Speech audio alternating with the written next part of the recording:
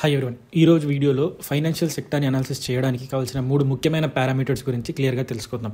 మొదటగా net interest income. Banks ఎలా earn చేస్తాయి మనీని అంటే, బ్యాంక్ కస్టమర్కి లోన్స్ ఇస్తుంది, దానికి ఇంట్రెస్ట్ వసూలు చేస్తుంది, అది ఇంట్రెస్ట్ ఎర్న్డ్ ఇన్కమ్ అంటారు. బ్యాంక్ ఎలా పే చేస్తుంది అంటే, బ్యాంక్స్లో డిపాజిట్ పెట్టిన వాళ్ళకి లైక్ ఎఫ్డి సేవింగ్స్ వల్ల ఇంట్రెస్ట్ కస్టమర్లకి పే చేస్తుంది, అది interest paid income. So net interest income bank earn చేసిన ఇంట్రెస్ట్ మైనస్ బ్యాంక్ పే చేసిన ఇంట్రెస్ట్. సో దీని నెట్ ఇంట్రెస్ట్ ఇన్కమ్ లోన్స్ నుండి వచ్చిన ఇంట్రెస్ట్ మైనస్ డిపాజిటర్స్కి డిపాజిట్ చేసిన వాళ్ళకి ఇచ్చే ఇంట్రెస్ట్, దీన్ని మైనస్ చేస్తే నెట్ ఇంట్రెస్ట్ ఇన్కమ్ వస్తుంది. For example, bank 1000 crores earn చేసింది లోన్స్ ఇంట్రెస్ట్ నుండి, 700 crore పే చేసింది డిపాజిటర్స్కి. సో నెట్ ఇంట్రెస్ట్ ఇన్కమ్ వచ్చేసి 1000 rupees minus 700, so total 300 crores net income.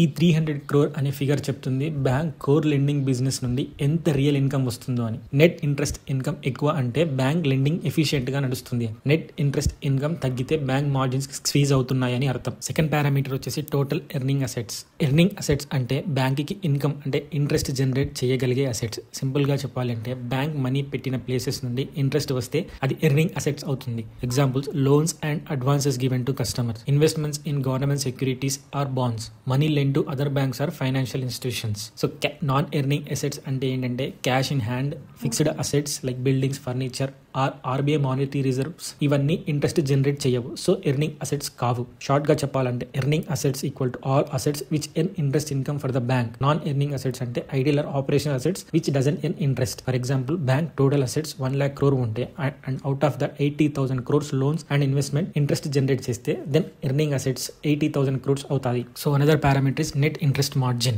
Net interest margin అంటే బ్యాంక్ కి లోన్స్ నుండి వస్తున్న ఇంట్రెస్ట్ ఇన్కమ్ మరియు డిపాజిట్స్, బారోయింగ్స్ కి పే చేస్తున్న ఇంట్రెస్ట్ మధ్య పర్సెంటేజ్ డిఫరెన్స్. ఇది చెప్తుంది బ్యాంక్ ఎంత ఎఫిషియెంట్ గా లెండింగ్ బిజినెస్ నుండి ఎర్న్ చేస్తుందనే పాయింట్ ని. సో నెట్ ఇంట్రెస్ట్ మార్జిన్ యొక్క ఫార్ములా అబ్జర్వ్ చేస్తే, net interest income divided by average earning assets into 100. Earning assets అంటే బ్యాంక్ లోన్స్ ప్లస్ ఇన్వెస్ట్మెంట్ వల్ల ఎర్న్ అవుతున్న assets. So for example, bank 1000 crores income earn చేసింది loans వల్ల, 700 crore interest pay చేసింది. So net interest income 300 crore. Total earning assets 10,000 crore ఉంటే net interest margin 300 by 10,000 into 100. So finally 3% net interest margin. So final గా high net interest margin 3.5% to 4% ఉంటే bank lending business హెల్తీగా and margins strong గా ఉన్నాయని అర్థం. లో net interest margins 2.5% to 3% ఉంటే deposit cost ఎక్కువ, లెండింగ్ స్ప్రెడ్ తగ్గుతుందని అర్థం. సింపుల్ వర్డ్స్ లో చెప్పాలంటే, నెట్ ఇంట్రెస్ట్ మార్జిన్ మెట్రిక్ చెప్తుంది బ్యాంక్ లోన్స్ నుండి ఎర్న్ చేస్తున్నది, డిపాజిటర్ కి పే చేస్తున్నది మధ్య గ్యాప్ ఎంత ఉందో.